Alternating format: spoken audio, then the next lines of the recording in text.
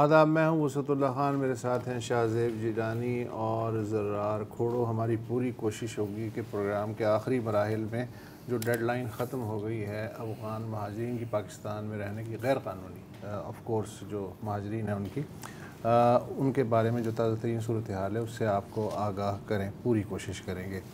26 अक्टूबर को जो गज़ा की वजारत सेहत है उसने 6747 लोगों की फहरिस्त जारी की थी जो अब इस दुनिया में नहीं रहे, लेकिन वो बहुत ही पुरानी बात हो गई है। गज़ा में आपको पता है कि हर घंटे में ख़बर जो है वो पुरानी हो जाती है। ताज़ा तरीन जो आदात हैं वो 8800 हैं। इसके अलावा हज़ारों लापता हैं। हज़ारों में इसलिए कह रहा हूँ कि कुछ नहीं पता कि मलबे के नीचे कितने दबे पड़े हैं और ज़िंदा हैं या नहीं हैं। रोज़ाना का औसत निकल रहा है 370 जो हैं अफराद इंसान इस दुनिया से रुखसत किए जा रहे हैं। पूरा गज़ा 8 रेफ्यूजी कैंपों में रहता है और ये उनके बच्चे हैं जो 1948 में जो जिस ज़मीन पे आज इसराइल बना है वहाँ से निकाले गए थे। उनकी ये तीसरी और चौथी नस्ल है और पता नहीं 5वीं नस्ल जो है वो कितनी मुख्तसर होगी या क्या होगा उसके साथ। इन 8 कैंपों में एक जबालिया कैंप भी है गज़ा शहर से बिल्कुल लगा हुआ। कल उस पे एक टन के 6 बम गिराए गए थे। कैजुअल्टीज़ का उनकी अभी अंदाज़ा ही लगाया जा रहा था कि आज फिर जबालिया कैंप पे हमला हुआ है और हर नस्ल के बम इस्तेमाल हुए हैं। कल एक रिहायशी ब्लॉक उड़ गया था, मैं लिटरली बता रहा हूँ उड़ गया था, और आज दूसरा गुंजान रिहायशी ब्लॉक जो है वो उड़ाया जा चुका है। अभी तक फ़लस्तीनी जो हेल्थ अथॉरिटी है उसको भी अंदाज़ा नहीं है कि इस हमले में कितने लोग शहीद हुए हैं। इसके अलावा जो और मज़ीद ख़बरें आ रही हैं, आज अल जज़ीरा पे मैं एक सर्वे पढ़ रहा था और हैं तो वही, लेकिन उन्होंने एक तरह से उसका ब्रेकअप लगाया है। ब्रेकअप के मुताबिक हर एक घंटे में 15 इंसान मर रहे हैं, उनमें से 6 बच्चे हैं। हर एक घंटे में 42 बम गिर रहे हैं, 12 इमारतें तबाह हो रही हैं। ख़ुद इसराइल कह रहा है कि उसने 3 हफ्ते में 20,000 टारगेट तबाह कर दिए, यानी फ़ी दिन 860 टारगेट बनते हैं। ये अब अल्लाह जाने के गज़ा में टारगेट्स के अलावा और क्या था जो हमें मालूम नहीं है। मरने वालों में 73% अब तक जो आदाद शुमार है औरतें और बच्चे हैं। 1 साल से कम उम्र के 133 बच्चे शामिल हैं और उसमें बूढ़े भी शामिल हैं।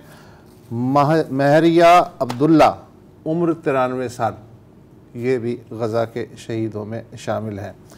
इसके अलावा अगर कैजुअल्टीज़ के अलावा मैं आज के दिन का जायज़ा लूँ तो आज जो मिस्र की तरफ खुलने वाली रफ़ा क्रॉसिंग है उसे खोला गया है। 200 के लगभग दोहरी शरीयत रखने वाले फ़लस्तीनी बिलाखिर वहाँ से निकलने में कामयाब हो गए हैं। टोटल 500 की फहरिस्त है जिस पे एग्रीमेंट हुआ है कतर का, मिस्र का और इसराइल का कि सिर्फ ये जा सकते हैं, बाकी उसी खूनी जेल में रहेंगे। सिर्फ दोहरी शहरियत वाले हैं। फ़लस्तीनी जो है नहीं, और कोई नहीं जा सकता। ज़ख्मी आपको पता है हज़ारों की तादाद में है, लेकिन आज मिस्र ने कमाल सखावत और मेहरबानी से काम लेते हुए रज़ामंदी ज़ाहिर की है कि 81 ज़ख्मी जो हैं आप भेज सकते हैं फ़िलहाल, और लकीर के उस पार कुछ उन्होंने तिब्बी टेंट भी लगा दिए हैं। ज़ख्मियों की असल तादाद जो है वो हज़ारों में 20,000 25,000 के करीब, वो भी एक रफ एस्टीमेट है और उसमें 81 को उन्होंने अलाउ किया। अच्छा, और फिर ये है कि जो गज़ा का जो सबसे बड़ा हॉस्पिटल है जिसकी आप 3 हफ्ते से, अब तो नाम आपको अजबर हो जाना चाहिए, अल शफा हॉस्पिटल, उसमें इस वक्त इंक्यूबेटर्स में 133 बच्चे हैं और 250 के लगभग 80 के करीब डायलिसिस मशीनें हैं। उन पे लोग ज़ाहिर है मौजूद हर वक्त कोई ना कोई रहता है। जनरेटर्स का पेट्रोल ख़त्म हो चुका है। रेड क्रॉस ने कहा है कि वो पेट्रोल ना होने की वजह से अपनी एम्बुलेंस सर्विस रिड्यूस कर रही है। एक ऐसे वक्त जबकि दुनिया में सबसे ज़्यादा अगर किसी जगह को एम्बुलेंस सर्विस की ज़रूरत है वो गज़ा है, रेड क्रॉस कह रही है कि वो अपनी एम्बुलेंस सर्विस। ज़ख्मियों को मैं देख रहा था कि गधे गाड़ियों के ऊपर या कंधों के ऊपर अस्पताल ले जाया जा रहा है। अभी अल शिफा के जो अस्पताल में उनकी अपील भी आई है, उसने कहा कि हम दुनिया से अपील कर कर तो तंग आ गए हैं, अब हम गज़ा के लोगों से अपील कर रहे हैं कि अगर आपके पास आधा लीटर या 1 लीटर डीजल भी है, आप अल शिफा अस्पताल ले आएँ ताकि हम अपने जनरेटर चला सकें, ताकि 1 घंटे बाद हमें ये ना प्रेस कॉन्फ्रेंस करनी पड़े कि हज़ारों लोग और मर गए हैं क्योंकि हम उनको बचा ना सकें। अल्लाह ना करे, लेकिन जिस तरह उसकी सूरत हाल है, वो प्लान तो यही है। मैं एक चीज़ दिखाना चाह रहा हूँ, एक मिनट ज़रा मुझे दे दीजिए। इसराइल हालांकि बमबारी भी कर रहा है, पूरा गज़ा उसने मलबे का ढेर भी बना दिया है, मैं आपको आदाद शुमार भी बता चुका, लेकिन तसल्ली गालिबन उसकी नहीं हो रही है। उसको शायद उजलत है और वो चाह रहा है कि थोड़ा सा और काम तेज़ होना चाहिए। तो अब उन्होंने जो बेकरीज़ हैं, एक तो 3 हफ्ते से खुराक बंद की हुई है, उसके बाद अब बेकरीज़ हैं जहाँ थोड़ा बहुत आटा बचा हुआ है, तवील कतारें लगी हैं, तो उन्हें वो भी पसंद नहीं आ रहे हैं, वो बेकरीज़ को टारगेट कर रहे हैं। आज अल शिफा हॉस्पिटल के करीब उन्होंने एक बेकरी को टारगेट किया, 6 से 7 जो बेकरीज़ हैं अब तक वो टारगेट कर चुके हैं। और जो इमदादी इदारे हैं या जो बैनुल अक़वामी इदारे हैं, अब वो जो होती है ना डिप्लोमेटिक नाइस्टीज़, उन्होंने उसको उतार फेंका है, अब खुल के बात हो रही है। मसलन United nation refugee agency for Palestine, उसके ऑफिशियल ट्विटर अकाउंट पे क्या आज कहा गया है कि गज़ा के लोग ज़िंदगी से भरपूर पढ़े लिखे लोग हैं जो और इंसानों की तरह एक नॉर्मल ज़िंदगी और अपने बच्चों के सुनहरी मुस्तकबिल का ख्वाब देखते हैं, लेकिन अब पूरी आबादी को डीह्यूमनाइज कर दिया गया है। डीह्यूमनाइज का मतलब है इंसानी दर्जे से कमतर दर्जे पे पहुंचा दिया गया है। ये एक इंटरनेशनल इदारा कह रहा है। इसी के साथ मैं एक चीज़ सिर्फ जोड़ दूं, क्योंकि आपने यूएन की बात की, तो न्यूयॉर्क में इनके एक आला अहलकार हैं जिनका नाम है क्रेग मॉखीबर। उन्होंने एक बहुत ही हार्ट रेंचिंग किस्म का ख़त लिखा है जो ह्यूमन राइट्स के इनके चीफ हैं उनको, और उन्होंने कहा है कि ये जो नस्ल कुशी का उन्होंने लफ्ज़ इस्तेमाल किया है, जो जेनोसाइड जो हो रही है हमारी आंखों के सामने, उसमें हमारा जो किरदार है हम टोटली नाकाम हो रहे हैं। उन्होंने कहा कि ये जो यूरोपियन एथनो नेशनल और सेटलर कॉलोनियल प्रोजेक्ट है, ये हमें नज़र आ रहा है कि ये अपने आखिरी मराहिल में दाखिल हो रहा है, जब आपने बिल्कुल ही वाइप आउट करना है। क्योंकि देखें, हम सबकी तवज्जो गज़ा पे अब इसलिए है कि इतनी ज़्यादा बम्बार्डमेंट हो रही है, लेकिन स्लो प्रोसेस जो है वो तो बरसों से दिहाइयों से चल रहा है ना। और वैसे हम क्यों बात नहीं करते, क्योंकि हम कहते हैं कि वो टुक टुक हो रही है, और अभी जो है वो मैसिव लेवल पे कर रहे हैं। तो अपने इस ख़त में उन्होंने ये भी कहा है कि फ़लस्तीनियों पर ये जो खौफनाक चढ़ाई हो रही है, इसमें अमेरिका, यूरोप, बरतानिया के हाथ भी खून से रंगे हुए हैं। और उन्होंने कहा जी मेरे से अब ये नहीं काम होगा, तो मैं अपने आप को इससे अलग कर रहा हूं। उसने ये भी कहा कि देखिए मेरी आंखों के सामने रवांडा में तुत्सीज़ की नस्ल कुशी हुई, हम बैठे रहे। बोस्निया में मुसलमानों की हुई, हम बैठे रहे। रोहिंग्यों की हुई, बर्मा में यजीदियों का भी जिक्र किया, इराक में, और हम बैठे रहे। उसने कहा कि एक बार फिर ये हो रही है तो सिर्फ मेरे से तो नहीं होगा, आप ये रख लें। नस्ल कुशी की बात हुई तो अब देखिए, क्योंकि फ़लस्तीनियों की आवाज़ को भी आपने बंद करना है, आपने उनको कत्ल भी करना है, उनके घरों के साथ जो कर रहे हैं वो तो कर रहे हैं, तो वो सिर्फ एक ही कर सकते हैं कि वो बोल सकते हैं, आपको याद दिला सकते हैं कि जी हम भी थे, हम भी इंसान थे और हम भी आपकी तरह ही थे। तो एक लिस्ट शाया की है, अगर वो लिस्ट हम स्क्रीन पर चला दें, ये पैलेस्टाइन जेनोसाइड विक्टिम्स, ये हर एक विक्टिम का नाम है। अगर आप देख रहे हैं कि ये मुख्तलिफ कलर्स में है, तो ये मैं थोड़ा सा आपको समझाना सकता हूँ कि इसका कोड क्या है। जो ग्रे में है वो 60, उनकी उम्र 60 से जायद। जो सफ़ेद में लिखे गए हैं उनकी उम्र 18 से 60। जो सब्ज कलर में लिखे गए हैं वो हैं 5 से 17 साल के, और जो लाल जो आपको नजर आ रहा है ना, बीच में लाल आ जाता है, इनकी उम्र 0 से 4 साल की है। ये जो वेपनरी इस्तेमाल की गई है वो ज़ाहिर है अमेरिकन है।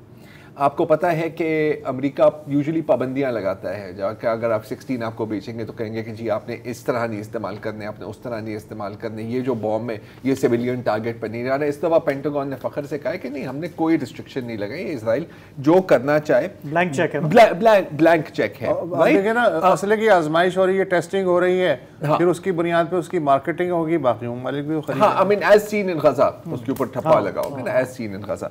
अच्छा, ये है अमेरिकन गवर्नमेंट एंड अमेरिकन हाँ, पहले तो मैं स्टार्ट करना चाह रहा हूँ ये जो कल जो बमबारी हुई थी जबालिया कैंप के, उसके बाद मैं थोड़ा देख रहा था BBC, CNN, New York Times, Washington Post की हेडलाइंस, आला अल्फाज का चुनाव है। Explosion has been reported, nearby hospital is saying that many are dead. Explosion हुई, किसने की किसी को नहीं पता, ये चल रहा है। तो एक इंटरेस्टिंग चीज मैंने देखी कि वुल्फ ब्लिट्जर हैं CNN पे। अच्छा, वुल्फ ब्लिट्जर के अगर आप रिकॉर्ड को जानते हैं तो ये इराक वॉर के चेयर लीडर थे, ये इजरायली लॉबी APAC के न्यूज लेटर के बाकायदा एडिटर थे। तो मतलब अगर इसराइल का कोई नंबर 1 एलाय रहा है अमेरिकन मीडिया में, वो है वुल्फ ब्लिट्जर साहब। तो कल अब जब ये बॉम्बिंग हुई तो इजरायली डिफेंस फौज के तर्जुमान, जो बाय द वे स्कॉटलैंड से आए हैं इजराइल, वहां पे पैदा नहीं हुए थे, उनसे पूछा कि यार क्या आपने वाकई ये बॉम्ब किया? उन्होंने कहा कि जी हाँ, वो हमें पता लगा था कि एक हमास का बंदा वहां पे था। तो उसने कहा कि तो आपने पूरे रेफ्यूजी कैंप को बॉम्ब कर दिया? उसने कहा हाँ। और अगर आप वुल्फ ब्लिट्जर की शक्ल देख रहे हैं ना, तो ऐसे है कि वो एकदम रियलाइज कर रहा है कि यार मैं इन नाज़ीज़ और इन जेनोसाइडर्स की सपोर्ट कर रहा था, राइट? अच्छा, मतलब उसको भी कुछ सोचने पे मजबूर हो रहा है, वो सारी जिंदगी दंग रह गया कि यार मैं तो इस दौर के हिटलर से बात कर रहा हूँ, हो सकता है कि मुझे किसी दिन न्यूरमबर्ग में भेजा जाए। क्योंकि ये मैं मीडिया का बार बार जिक्र इसलिए करता हूँ क्योंकि ये जो एक्शंस हो रहे हैं, जैसे आपने वसत अभी पूरा जो बताया है, जब तक आप लोगों की जहन साजी ना करें थ्रू द मीडिया, आप जस्टिफाई ना करें, ये चीजें मुमकिन नहीं होती। US स्टेट डिपार्टमेंट तो एक और लेवल पर है, क्योंकि इसके बाद इजरायली फौज ने कह दिया था कि जी हमने किया और हम बाहर देंगे। तो स्टेट डिपार्टमेंट से पूछा गया कि क्या आप ये जो हुआ है जबालिया में, क्या आप इसको वॉर क्राइम समझते हैं? तो एक मुख्तसर उनका जवाब था, सुन लीजिए। Can't say much. I mean, this all just happened just before I came on out here, and I just don't have a lot of information on that. Would it mean they violated the laws of war, given what we've seen? No, I'm not going to speculate on an incident that I really have no information on. That would be really, really imprudent for me to do. मतलब वो कह रहा है कि मैं तो माली हूं, मुझे क्या पता, मैं तो माली हूं, मैनू की पता। अच्छा, अब ये है US गवर्नमेंट, US पब्लिक एक डिफरेंट डायरेक्शन में जा रही है। ये कल की मैं एक पोल की मैं आपको जिक्र करता हूं कि इस वक्त अमेरिकन वोटर्स की अक्सरियत, डेमोक्रेट्स एंड रिपब्लिकन, सब कह रहे हैं कि जी अभी सीज फायर होना चाहिए और अमेरिका को इसको लीड करना चाहिए। 66% of total American voters say there should be a ceasefire. Democrats में तो 80% है और रिपब्लिकन्स में 56% है। तो देखें ये मूड बहुत शिफ्ट हुआ है पिछले 2-3 हफ्ते में। मूड शिफ्ट जब शुरू हुआ था तो उस वक्त बहुत ही स्ट्रॉन्ग सपोर्ट थी इजराइल। और अब आप देखिए ना, ब्लिंकन का आ रहा है कि नहीं हम तो फलस्तीनी जानों को भी बचाना चाह रहे हैं, हालांकि ऐसा नहीं है। तो वो उसके साथ अपने वर्ड्स को शिफ्ट कर रहे हैं, अपने एक्शंस को नहीं।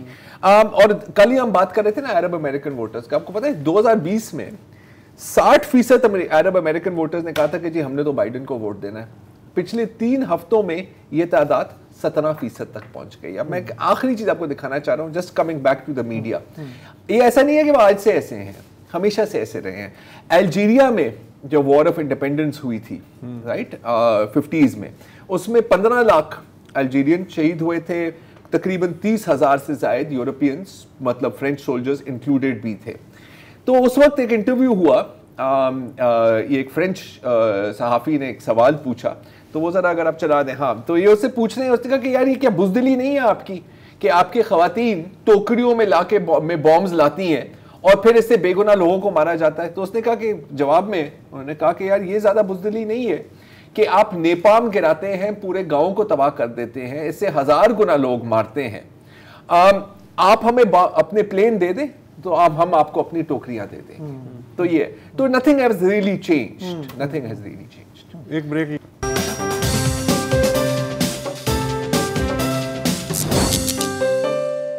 प्रोग्राम में वापस खुशामदीद।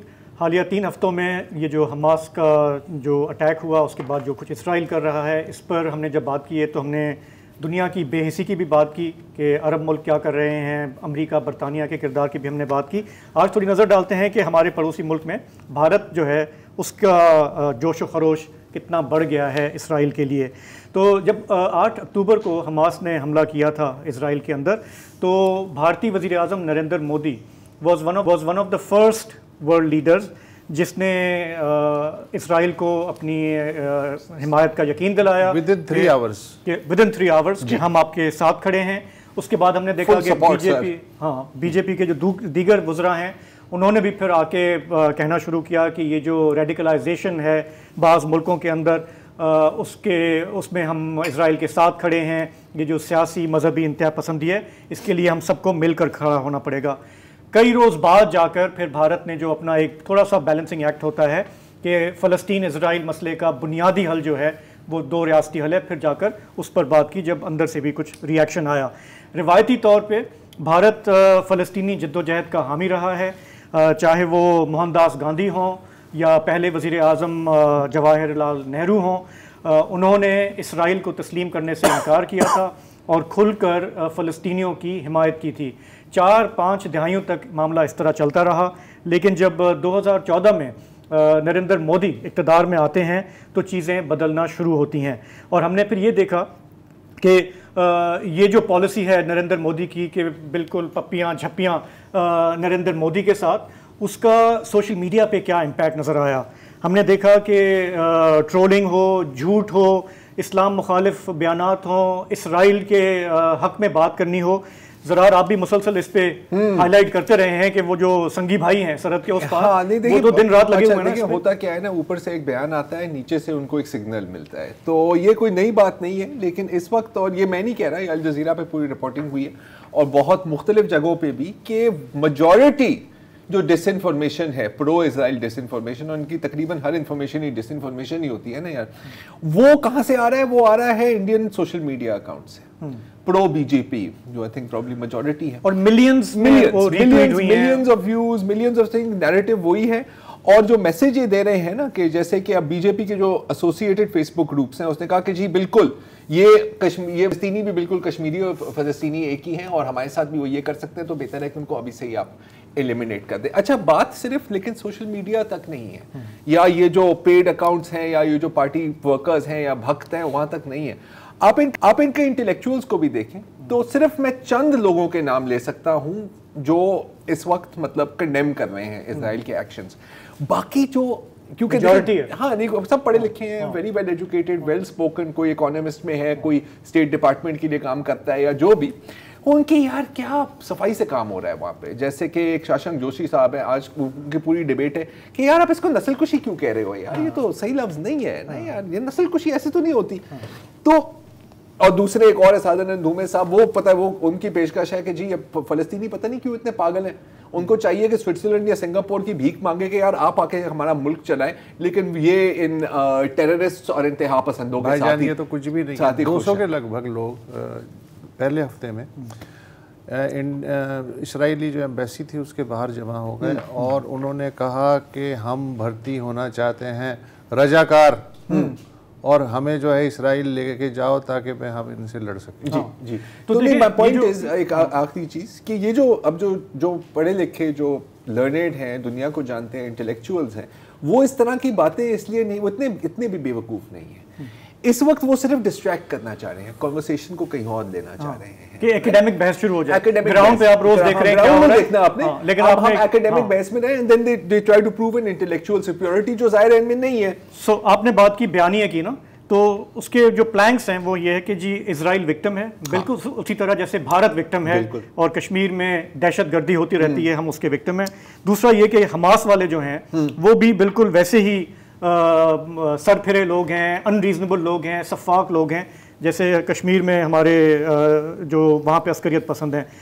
और नैरेटिव ये है कि जी हमें इनका डट के मुकाबला करना है और हमें मिल के करना है, इजराइल को और भारत को मिल के करना है।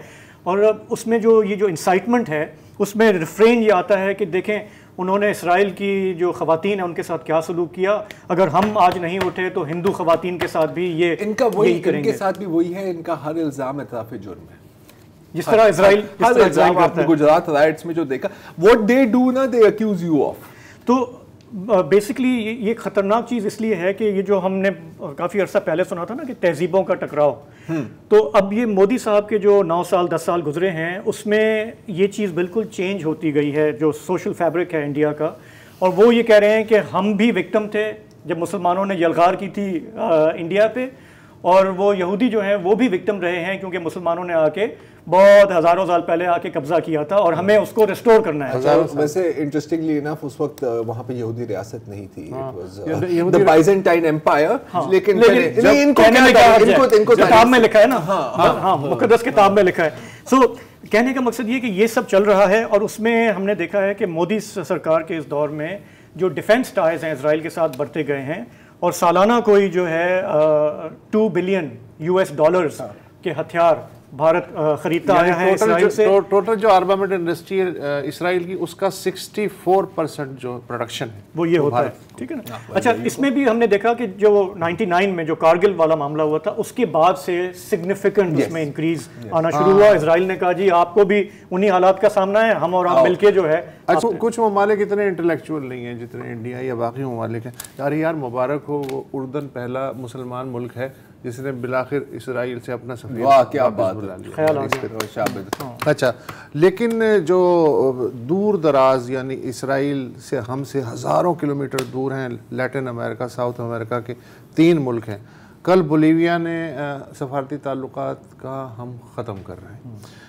आज चिली और कोलंबिया की जानिब से सफारती ताल्लुकात सस्पेंड कर दिए गए हैं और सफ़ीर बुला लिया गया है।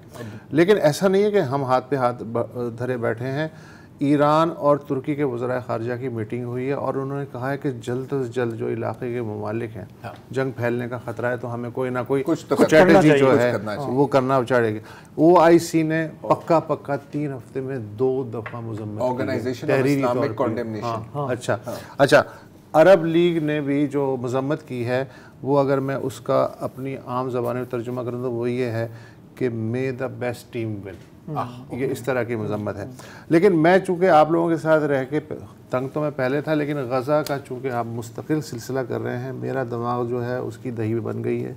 मैं सीरियसली बता रहा हूँ और मैं सोच रहा हूँ कि मैं रियाद चला जाऊँ। रियाद, वहाँ क्या हो रहा है? वहाँ ये हो रहा है कि 28 तारीख से रियाद सीज़न, एक बड़ा 1 महीने तवील जो है मेला शुरू हो गया है, उसका इफ्तिताह हो गया है। 28 अक्टूबर को आतिशबाजियाँ हैं वहाँ। मैं माइक टाइसन को देखूँगा, रोनाल्डो से मिलूँगा, शकीरा को सुनूँगा और बाकी जो लोग हैं कैनी वेस्ट वगैरह उनको भी, उनसे भी ज़ाहिर है मिलूँगा। तो बहुत आला किस्म का सिस्टम जो है वो इस वक्त चल रहा है।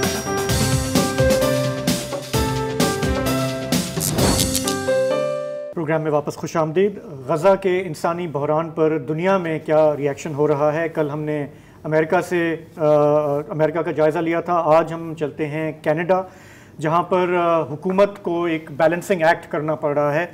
वहां के जो प्राइम मिनिस्टर हैं जस्टिन ट्रूडो, पाकिस्तान में बहुत ही वो पसंद किए जाते रहे हैं, लेकिन जब ये 7 अक्टूबर का ये वाक़या हुआ, हमास के हमले हुए इसराइल में, तो उन्होंने भी ज़ाहिर है कि खुलकर इसराइल के साथ इज़हार यकजहती किया।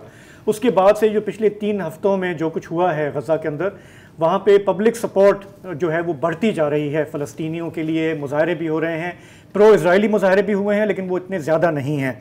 अब गवर्नमेंट जो है क्या रिएक्शन है, वहाँ पे क्या हो रहा है? हमारे साथ इस वक्त प्रोग्राम में मौजूद हैं सैयद हुसैन, सीनियर सहाफ़ी हैं, टोरंटो से हमारे साथ हैं। राशिद साहब, आपका मैं कल डॉन में पीस पढ़ रहा था, आपने इसी पे लिखा था कि वहाँ पे बाज़ाहिर एक डिस्कनेक्ट नज़र आता है कि अवामी सेंटिमेंट में और जो सरकार का जो सेंटिमेंट है, थोड़ा इस पर हमें बताएंगे कि अब क्या हो रहा है, अब जबकि 3 हफ्ते गुजर चुके हैं। देखिए शाजिद, जब ये शुरू हुआ था तो यकीनन बहुत बड़ा डिस्कनेक्ट था कि जिस दिन 7 को ये वाकया होता है, इसराइल के अंदर दाखिल होते हैं गज़ा के हमास के लोग, उसके बाद यहाँ की हुकूमत है जस्टिन ट्रूडो पे, उसने बड़ा ज़बरदस्त किस्म का एक स्टैंड लिया anti Hamas and pro Tel Aviv. लेकिन उसके बाद एक रिएक्शन से शुरू होता है और ये रिएक्शन मुख्तलिफ जहतों में होता है। एक सियासी जहत होती है, यानी ट्रूडो साहब जो कि मुस्लिम हल्कों में यहाँ भी काफ़ी पसंद किए जाते रहे और उनका एक बड़ा वोट बैंक है। उन्होंने उसके बाद जो जुमा आया उसमें एक मस्जिद में जाने की कोशिश की, टोरंटो में गए वो, वहाँ कुछ उन्होंने बात करने की कोशिश की, लेकिन ही वाज बूट डाउन। उन्हें बात करने की बहुत ज्यादा इजाजत नहीं मिली, मतलब नारेबाजी शुरू हो गई, उनको बोलने नहीं दिया गया। जी, और उसके बाद उनसे इस तरह की बातें कही गई कि आपको क्या गजा के लोगों के मरने की खबरें नहीं आ रही, उनकी आप तस्वीरें नहीं देख रहे हैं, क्या वो इंसान नहीं है जो मारे जा रहे हैं? इस तरह की बात हुई और वो तकरीबन नहीं बोले बगैर ही वहां से निकल जाना पड़ा। और बल्कि बाहर एक दो खवातीन प्ले कार्ड लिए खड़ी की थी कि आपको जो कुछ गजा में हो रहा है उस पर आपकी नजर क्यों नहीं है। अच्छा, उसके बाद एक और यहाँ मुस्लिम मेंबर प्रोविंशियल पार्लियामेंट है, ओंटारियो की पार्लियामेंट है, सारा जामा, ये गालिबन इनका फिलिस्तीन से जाती ताल्लुक भी है, उनकी फैमिली के कुछ लोग वहाँ हैं। तो उन्होंने, और ये एनडीपी की जो एक तीसरी बड़ी पार्टी है यहाँ की एनडीपी, उसकी तरफ से इलेक्ट हुई थी। उन्होंने एक बयान दिया गजा के मुहासरीन के जो उनका मुहासरा हुआ है उसके हक में कि ये जो बात है इसको रोकना जरूरी है। उस पर यहाँ बड़ा जबरदस्त सियासी रिएक्शन हुआ दूसरी पार्टी का और नतीजतन एनडीपी मजबूर हुई कि सारा जामा को एनडीपी के कॉकस से निकाला जाए। तो एक तरफ सियासी है, दूसरी तरफ एक अवामी रिएक्शन बड़ा जबरदस्त किस्म का आ रहा है, जैसा कि आपने भी जिक्र किया कि जगह जगह मुजाहरे हो रहे हैं और तकरीबन रोजाना की बुनियाद पर हो रहे हैं। ये जरूर है कि इसमें फलस्तीनियों की एक बड़ी तादाद है, मुसलमानों की एक बड़ी तादाद है जो निकली हुई है और प्रो पैलेस्टाइन ये इस तरह के मुजाहरे हो रहे हैं। लेकिन ये बात मैं वाज़ेह कर दूं कि प्रो इजराइल मुजाहरे भी हो रहे हैं, चाहे वो छोटे ही हों, और उसकी वजह से नतीजा ये निकला है इन सारे इसका कि हुकूमत थोड़े से अपने स्टैंड पे नजर रखने पे, थोड़ी तब्दीली लाने पे मजबूर हो गई है। मिसाल के तौर पर जब शुरू में बात हुई थी तो उन्होंने कहा कि नो सीज फायर की बात की, सीज फायर की या इसकी जंगबंदी की कोई बात नहीं होगी, इजराइल को अपने दिफा का हक हासिल है, ये सरकारी पोजीशन थी जी। लेकिन गुज़श्ता 2 दिनों से हम ये देख रहे हैं कि उसमें एक माइन्यूट सी एक छोटी सी तब्दीली होती है और अब गवर्नमेंट और इसके लोग ये कह रहे हैं कि एक ट्रूस की जरूरत है।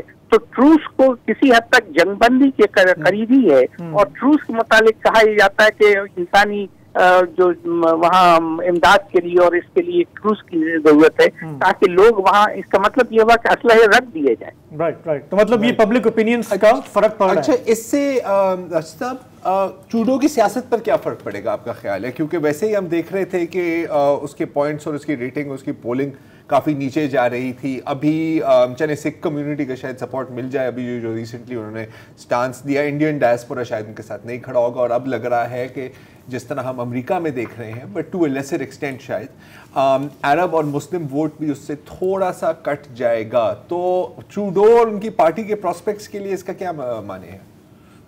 देखिए, इसका इम्पैक्ट यकीनन आएगा। मिसाल के तौर पर ट्रूडो के लिए ये जो टोरंटो की, इसको 416 कहा जाता है कि यहाँ का ये जो एरिया है, ये पूरे मुल्क में सबसे ज्यादा यहाँ से लोग इलेक्ट होके जाते हैं और यहाँ एक बड़ी तादाद मुसलमानों की है, जिसमें हर तरह के मुसलमान आते हैं, फलस्तीन से लेकर के पाकिस्तान और हिंदुस्तान हर तरह के, जो सियासी वजूहात की बिना पर, क्योंकि वो कंजर्वेटिव से सियासी तौर पे करीब नहीं हो सकते हैं, इसलिए वो लिबरल्स को वोट देने पर किसी हद तक मजबूर थे।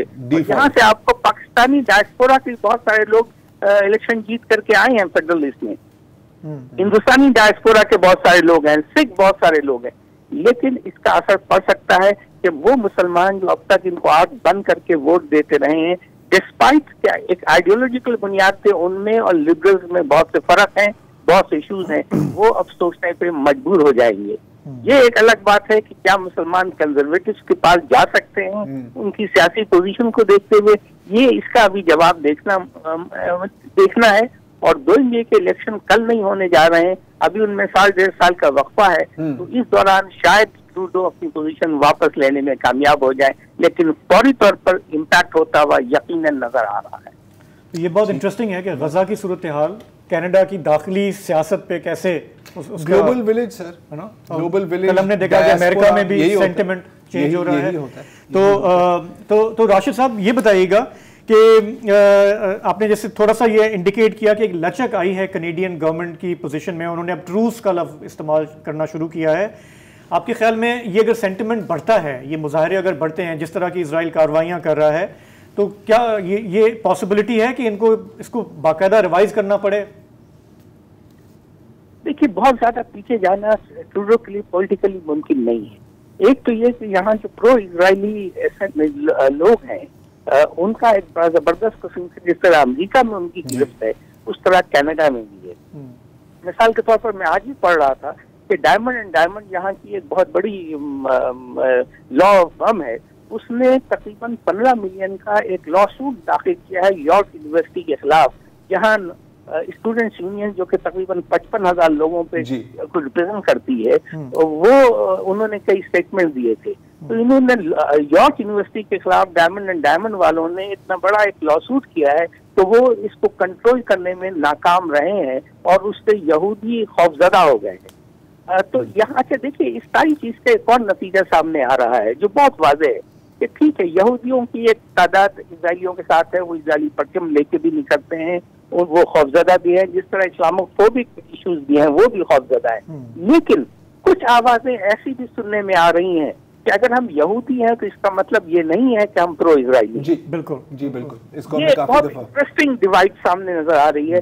अब वॉशिंगटन में 2-3 दिन पहले बड़ा जबरदस्त किस्म का इसी तरह का एक ये हुआ। आज यानी अब यहाँ आज ही अखबारात में इस तरह के 2-4 लोगों के स्टेटमेंट थे कि हमें बिल्कुल प्रो इजरायली नहीं लेना चाहिए, लेकिन इंसानों की जानों की जिया के हम सब खिलाफ है। बिल्कुल बिल्कुल बिल्कुल बिल्कुल। राशिद हुसैन साहब, आपका बहुत बहुत शुक्रिया। टोरंटो से ही तो कुछ चीज़ें बदल रही है, लेकिन वो बहुत ही एक वो है, थोड़ा सा है। जो सबसे जो बड़ा मसला है ना, एक अभी मुझे नाम याद नहीं है कौन कह रही थी कि एक यूएस कांग्रेस पर्सन से पूछा गया था कि यार आप मतलब आप लोग, और ये काफ़ी मतलब सालों पहले की बात है, तो कहा कि यार आप इजराइल की इतनी हिमायत क्यों करते हैं। उसने कहा क्योंकि होगा क्या कि अगर मैंने नहीं की तो अगले इलेक्शन में मेरे खिलाफ जो बंदा खड़ा होगा उसके पास millions and millions of dollars of funds होंगे और वो मुझे हरा देगा। तो अल्टीमेटली ना बाप ना भैया सबसे बड़ा वहाँ पे पैसे का खेल है, तो दैट मैटर्स अ लॉट। एक ब्रेक लेते हैं, वापस आएंगे तो हम बात करेंगे हमारे यहाँ जो डेडलाइन ख़त्म हुई है गैर कानूनी तौर पर मुकीम लोगों की, उस पर थोड़ी सी बात करेंगे।